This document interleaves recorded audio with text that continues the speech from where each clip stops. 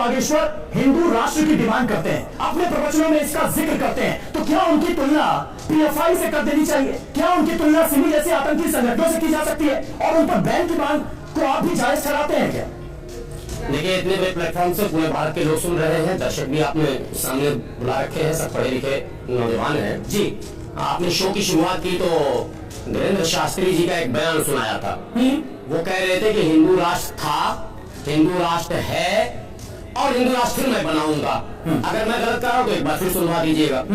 योगी आदित्यनाथ जी ने भी अपने संबोधन में मन से इन शब्दों का प्रयोग किया है कि हिंदू राष्ट्र था, हिंदू राष्ट्र है और हिंदू राष्ट्र रहेगा।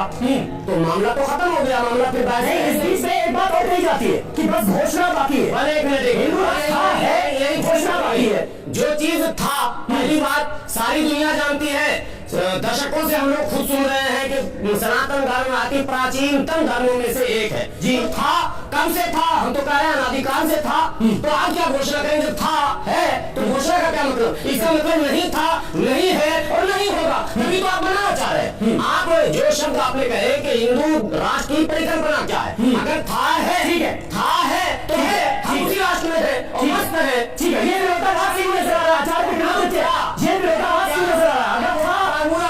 ठीक है, हो गई आपकी बात। आचार्य विक्रमादित्य, ये विरोधाभास फिर क्यों नजर आ रहा है? था, है और रहेगा, तो फिर दिक्कत क्या है? फिर किस बात की घोषणा बार बार किए जाने की बात हो रही है कि हिंदू राष्ट्र का ऐलान किया जाए, ये हिंदू राष्ट्र है, ये बताया जाए, फिर इसका मतलब क्या है?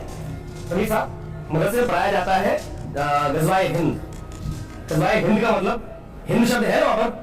इनको पता है कि हिंदुस्तान है, हिंद है। हम गाते हैं तराना सारे जहां से अच्छा हिंदुस्तान हमारा, हिंदी है, हम वतन है, हिंदुस्तान हमारा। तो जो हिंदुस्तान वतन रहा है हिंद की जानिब से, इनको इस्लाम की खुशबू आती थी। तो हिंदुस्तान है, हिंदू राष्ट्र है, तो इस बात से कोई परहेज तो कर ही नहीं रहा है। लेकिन इनका जो मुद्दा है वो गज़वाए हिंद है और उसको ये परिलक्षित करना चाहते हैं, ये उसका सपना देखते हैं। अरे हिंदू राष्ट्र तो खुद कह रहे भाई, आपके तमाम जितने भी किताबें हैं उसके अंदर हिंदी की जानिब से इस्लाम की खुशबू आती थी, मोहम्मद साहब को तो पहले आती थी ना, तो हिंदू राष्ट्र तो है, तो खुद उसको एक्सेप्ट कर रहे हो। और अब आपका जो सपना है कि इस देश को इस्लामीकरण करना, गज़वाए हिंद का जो सपना है उसको पूर्ण करने के लिए तमाम जो सुबह शाम मदरसा जो पढ़ाई की जाती है, नहीं आचार्य मेन सवाल का जवाब नहीं दे रहे ना, मेन सवाल का जवाब नहीं दे रहे। अगर हिंदू राष्ट्र है तो फिर बाकी क्या है? ऐलान किस बात का हो, इसकी डिमांड कर रहे हैं। हिंदू राष्ट्र को हम कहते हैं, सरकार उसको मान्यता देगी, सरकार मान्यता है कि हिंदू राष्ट्र को जिस प्रकार से पाकिस्तान को इस्लामिक राष्ट्र किया गया, हिंदू राष्ट्र को सर्वधर्म सेकुलर की बात की जाती है, हिंदू राष्ट्र नाम दे, हिंदू राष्ट्र ही राम राज्य में कोई भेद नहीं है, क्या छोटा क्या बड़ा, क्या विधर्मी क्या नास्तिक, सबके रहने की परंपरा है, कहीं कोई नहीं है। राम राज्य में सबको सुख है, किसी प्रकार की नहीं है। ठीक है, जहाँ वासी है, ठीक है, यही से बहस को आगे बढ़ाएंगे। लेकिन बाबा बागेश्वर का जिक्र हो रहा है। बाबा बागेश्वर अपने तकरीबन हर प्रवचनों में इस बात का जिक्र करते हैं कि देश को हिंदू राष्ट्र बनाना है, था, है, ऐलान बाकी है, इस तरह की बातें की जाती हैं। उनका पॉइंट ऑफ व्यू क्या है? बाबा बागेश्वर हिंदू राष्ट्र को लेकर क्या कहते हैं, जल्दी से सुन लेते हैं। भारत हिंदू राष्ट्र था, है और फिर से घोषण होकर रहेगा। हिंदू राष्ट्र बनाने के लिए एकजुट हो रहा है जनता। आज हम व्यासपीठ से कह देते हैं, दतिया में पीताम्बरा माता की नगरी में बहुत जल्द समय आने वाला है कि भारत हिंदू राष्ट्र होने वाला है। हम राम के थे हैं, और जब तक कई लोग कहते गुरु जी आप आग लगाने वाली बात बोलते हो, कहीं बुलडोजर चलवाते हो, कहीं कुछ करवाते हो। हमने कहा अगर हिंदुओं को एक करने की बात अगर भड़काऊ ज्ञान है तो ये होते रहना चाहिए। तो भारत हिंदू राष्ट्र होने वाला है, ये कहते नजर आ रहे हैं बाबा बागेश्वर। प्रोफेसर संगीत कुमार रागी साहब, क्या हिंदुस्तान में, भारतवर्ष में ये मांग आपको जायज नजर आती है? क्योंकि संविधान में सेकुलर स्टेट बताया गया है इस देश को, पंथ निरपेक्ष देश है ये, फिर हिंदू राष्ट्र की मांग क्यों? देखिए, कोई व्यक्ति यदि बहुत हंसमुख है तो उसका हम कहते हैं उसका व्यक्तित्व हंसमुख है। इसका मतलब ये नहीं है कि वो दुखी नहीं होता है। किसी का हम कहते हैं कि वो बड़ा दुखी आत्मा है, लेकिन ऐसा नहीं है कि वो हंसता नहीं है। तो जो प्रकृति आप में डोमिनेट करती है उसी के कारण आपका व्यक्तित्व होता है। जैसे आपके चैनल का डिस्क्रिप्शन हो तो आपके चैनल में कहा जाता है भाई यहाँ पर ये डोमिनेट करता है, इंटरनेशनल रिलेशंस पर बहुत ज्यादा फोकस रहता है, बाकी चीजें थोड़ा सा मार्जिन पे रहती है। भारत एक जैसे कोई कंपाउंड बनता है, जैसे CuSO4 हम कहते हैं, कॉपर सल्फेट, तो उसमें पॉजिटिव रेडिकल होता है, नेगेटिव रेडिकल होता है। जो रेडिकल डोमिनेट करता है उसी के अनुसार उसका कंपाउंड की प्रकृति व्यक्त की जाती है। नहीं, यानी कुल मिलाकर आप ये कहना चाह रहे हैं कि बहुसंख्यक हिंदू है तो इसलिए हिंदू राष्ट्र होना चाहिए। दिक्कत ये है, मतलब तो समझाइए ना। दिक्कत ये है ना कि आप लोग पत्रकारों को सुनने की आदत नहीं है, बोलने की ज्यादा आदत है, तो फिर हम उठ करके चले जाएंगे। आप मेरी बात सुन लीजिए पूरी तरीके से। कहना क्या चाहते हैं? आप सुनिए पहले। सुन रहा हूं मैं, आपने कहना क्या चाह रहे हैं? तो नहीं चाहते हैं, आपको बोलने की बीमारी हो गई है। हाँ। पहले सुन लीजिए बढ़िया से। मेरा ये कहना है कि इस देश की प्रकृति हिंदू है। जब मैं कहता हूं इस देश की प्रकृति हिंदू है, तो हिंदुओं और उनके पूर्वजों ने सनातन धर्म, सनातन संस्कृति, जिसे आप हिंदू संस्कृति कहते हैं, हिंदू कल्चर कहते हैं, हिंदू सभ्यता कहते हैं, हिंदू धर्म कहते हैं, इस देश की मुख्य धारा यही है।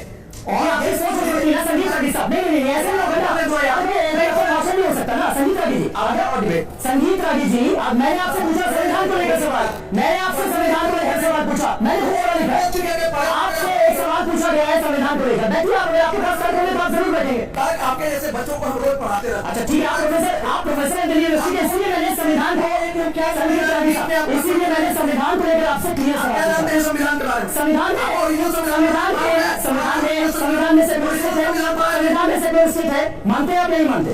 अरे तुमको पता भी नहीं होगा कि सेकुलर स्टेट और सेकुलर नेशन संगीत रागी जी, तू तो बात करना भी आ सकता हूँ, लेकिन मैं आपसे जिस अंदाज में बात कर रहा हूँ आपको बात करनी चाहिए। आपसे सिंपल सवाल पूछा जा रहा है। नहीं, आप ऐसे सवाल नहीं उठा सकते, आप ऐसे सवाल नहीं उठा सकते। आपसे सिंपल एक सवाल पूछा गया। नहीं, मैं कह रहा हूँ आप प्लीज बैठे, आप प्लीज बैठे, आप अपनी बात रखिए। बैठिए, सवाल तो देखिए, उन्होंने डिबेट चल रही ना, ओपन डिबेट है। नहीं संगीत जी, मैंने आपसे संविधान को लेकर सवाल पूछा कि पंथ निरपेक्ष लिखा हुआ है हमारे संविधान में, तो फिर हिंदू राष्ट्र की डिमांड क्या जायज है? मैं इतने सवाल पूछा हूँ आपसे। तो हिंदू राष्ट्र की परिभाषा सुनी नहीं, बीच में बकबक करना शुरू कर दिए। हम किसी के बीच में नहीं बोलते हैं, मेरी आदत नहीं है। चलिए ठीक है संगीत, आप थोड़ा सा पानी पी लीजिए। आप ज्यादा गुस्सा करें, आप थोड़ा सा पानी पी लीजिए। मैं विवेक जी, मैं आपसे जानना चाहूंगा, संगीत रागी सब तुरंत नाराज हो रहे हैं। एक सिंपल सा सवाल पूरा आपसे जवाब मांगा गया है। अच्छा ठीक है, आप सवाल नहीं उठा सकते। आपसे एक सवाल पूछा गया, आप उसका जवाब नहीं दे पा रहे। आपसे एक सवाल पूछा गया रागी साहब, एक सवाल पूछा गया, आप उसका जवाब नहीं दे रहे और नाराज हो रहे। इतना गुस्सा क्यों है भाई? पानी लाया जाए रागी साहब, मेरा काम है सवाल पूछना, आपका काम है जवाब देना। जी विवेक जी, मुझे ये बताइए कि ये मांग क्या जायज लगती है? रागी साहब से सवाल पूछा तो नाराज हो रहे हैं, लेकिन मुझे ये बताइए, सुनने की क्षमता रखो। अच्छा ठीक है, मैं ऑडियंस को छोड़ देता हूँ कि कौन नाराज हो रहा है। ठीक है रागी साहब, मैं ऑडियंस को छोड़ देता हूँ कि कौन इस डिबेट में नाराज है। लगता है कि तुम पढ़ लिख करके नहीं आते हो, ऐसे रागी साहब, मेरी पढ़ाई लिखाई पर सवाल उठाने से आपको कोई फायदा नहीं होगा, कोई फायदा नहीं होगा। आपसे सिंपल एक सवाल पूछा गया, विवेक जी अगर उसका जवाब दे सके। जी सीधी सी बात है, हमें ये मानना पड़ेगा। भाषा पर संयम रखें, नहीं भाषा पर संयम रखें, भाषा और मर्यादा का ध्यान रखें, वो बोलने की गुंजाइश नहीं दूंगा। जी विवेक जी अपनी बात रखिए जल्दी से, भाषा पर संयम रखें। जी देखिए, एक मार्क्सवादी के रूप में या कम्युनिस्ट विचारक के रूप में मैं आपको बोलूंगा, immigration is a way of life. Immigration को आपको मानना पड़ेगा।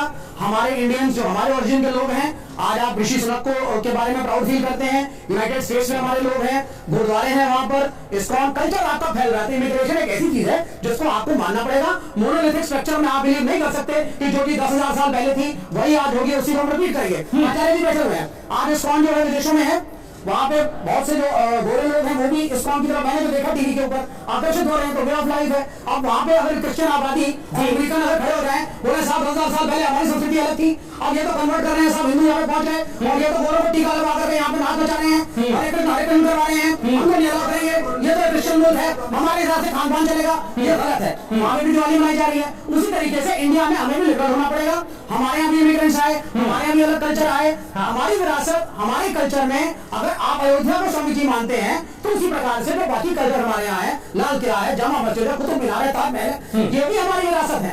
अगर कल अंग्रेज भी कुछ अगर लाल किले के अंदर घूमने जाएंगे तो आपको कुछ ट्रेडिशनल मुगल स्ट्रक्चर दिखेंगे, कुछ आपको वहां पे अंग्रेजों द्वारा बिल्ट अप स्ट्रक्चर भी दिखेंगे, वो भी पार्ट ऑफ इंडियन कल्चर है। तो कल्चर संस्कृति की परिभाषा फ्लूइड होती है, डेवलपिंग होती है। आपको उससे आज हम सबने कौन से कपड़े पहन रखे हैं?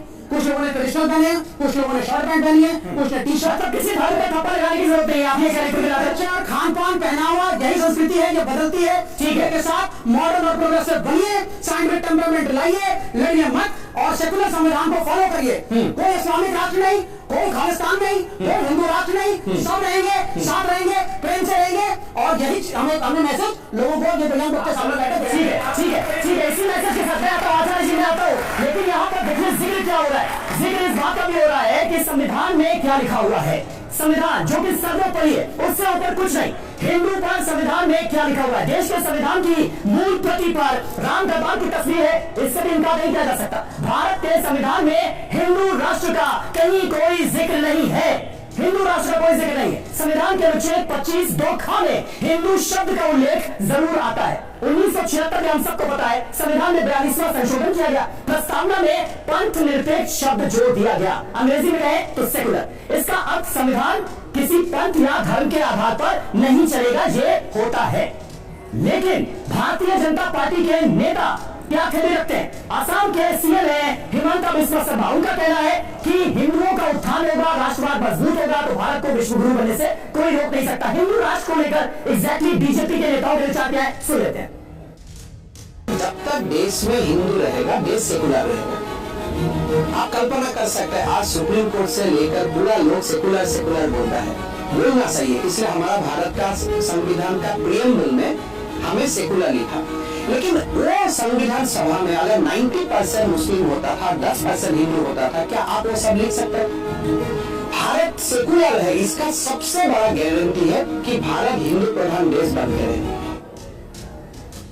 आचार्य मृदुलकांत शास्त्री जी, इससे पहले हमने केंद्रीय मंत्री गिरिराज सिंह उनका भी बयान सुना, हिमंता बिस्वा शर्मा का भी आपने बयान सुना। क्या भारत जैसे मुल्क में हिंदू राष्ट्र बनाने की इसे मांग जायज नजर आती है आपको? समीर जी बहुत अच्छा प्रश्न आपने किया। हिमंता बिस्वा शर्मा का बयान अभी आपने सुनाया जी, और मेरा दावा और मेरा पक्ष और मजबूत हो गया, क्योंकि बहुत अच्छी बात की, इन्होंने गलत क्या कहा। अगर वो कहते हैं कि हिंदू जहां है हिंदू बहुसंख्यक होगा तो वहां सेक्युलरिज्म खतरे में नहीं आएगा। उदाहरण के लिए नेपाल को आप देख सकते हैं, नेपाल हिंदू राष्ट्र था, नेपाल में कहीं भी कभी भी किसी अल्पसंख्यक के साथ कोई भेदभाव किया गया? क्या मुस्लिमों की आबादी घटी या बढ़ी, क्रिश्चियंस की आबादी घटी या बढ़ी? भारत में जब पहली मस्जिद बनी तो राजा कौन था? हिंदू था, कैसे उसे अनुमति दी? लेकिन हम विपरीत रूप से देखें तो फारस में, जिसको फारस कहा गया, ईरान कहा गया, वहां मंदिर तोड़ दिए गए पारसियों के, वहां से उनको भागना पड़ा अपनी मातृभूमि छोड़कर। टर्की में हम जाए तो उनको हिंदू तुर्की कहते हैं, लेकिन उसको टर्की में बड़े बड़े जो पुराने मंदिर थे, इतिहास कहता है उनको तोड़ दिया गया। जहां हिंदू बहुसंख्यक है, जहां हिंदू संस्कृति है, वहां किसी अन्य धर्म के साथ कभी कोई भेदभाव नहीं हो सकता। ठीक है, ये वही बात आप कह रहे हैं जुनैद वाली साहब। जुनैद वाली साहब, मुझे लगता है आपको इसका जवाब देना चाहिए, क्योंकि ये तर्क बार बार सामने आता है, बार बार कहा जाता है क्या ठीक है संविधान में सेकुलर स्टेट तो है, लेकिन ये देश तभी तक सेकुलर है जब तक हिंदू बहुसंख्यक है। अगर मुस्लिम बहुसंख्यक होते तो ये इस्लामिक राष्ट्र कब का बन चुका होता। ये बात बार बार कही जाती है, मुझे लगता है इसका जवाब आपको देना चाहिए। क्या बात है, ऐसा है? देखिए, मैं सवाल और जवाब में तो बहुत विश्वास नहीं रखता, लेकिन जो बातें आई हैं मैं वो बहुत जरूरी है कि क्लियर करूं। हाँ, एक चीज तो ये हिंदू शब्द का प्रयोग कब से है, ये अपने आप में खुद सवाल है। दूसरी बात यह है कि इस भारत को जो सबसे महान, सबसे बड़े भारत का जो स्वरूप जिसने दिया था अशोका के बाद उसका जो पोता है बृहद्रथ, उसको मर्डर कर दिया गया। किसने किया था? पुष्यमित्रा ने किया था, सेनापति था उसका। करने के बाद जो है फिर उसके बाद हम ये देखते हैं कि भारत के अंदर जो अशोका, जिसने हीनयाना बुद्धिज्म को सिर्फ डेवलप नहीं किया था बल्कि पूरे विश्व में उसके द्वारा फैला। संघमित्रा को भी जानते हैं आप, उसके बेटे। सवाल क्या था, आप जवाब कर रहे हैं जी। मैं सिर्फ आ रहा उसी सुन ले। रखा गया एमनेस्टी को बनाने का प्रयास किया गया, मैक्स मुलर की जो फिलॉसफी है उसको रखा गया, जिसने उसको डिस्कार्ड कर दिया, उसकी बातों को। अच्छा, मेरा सवाल है कि उसको परहेज करना जाए। आज इस प्रकार से कुछ हिस्टोरियन से इस बात को बुलंद करने का प्रयास किया, मैं चाहूंगा एक बार फिर देखिए जो मैंने संगीत जी से कहा था, मैं आपसे भी वही कह रहा हूँ, जो मैंने सवाल पूछा है उसका जवाब दे। मैं उसी का जवाब दे रहा हूँ। इन्होंने चूंकि कहा था कि मुसलमान जहाँ जहाँ गए वो हुआ, मैं कहता हूँ इस मुल्क के अंदर जो बुद्धों का वोट था वो कहाँ गया? पूरी दुनिया में गए थे, अभी शंकराचार्य जी महाराज की बात आप सुनिए। यहाँ जो बौद्धों की फिलॉसफी उठाई है कि भारत में जो संस्कार रहा है वो शास्त्रार्थ का संस्कार रहा है, और बौद्धों का जो समाप्तिकरण हुआ वो शास्त्रार्थ के तरफ से हुआ। तो आप बिल्कुल नहीं सुनिए, जल्दी से आचार्य जी, क्योंकि आपने शास्त्रार्थ का तमाम बौद्ध शास्त्रार्थ उन लोगों ने खुद सनातन को पुनर्स्थापित किया, उसके बाद सनातन की पुनर्स्थापना की गई है। इस बात को समझना चाहिए, लेकिन इस्लामिक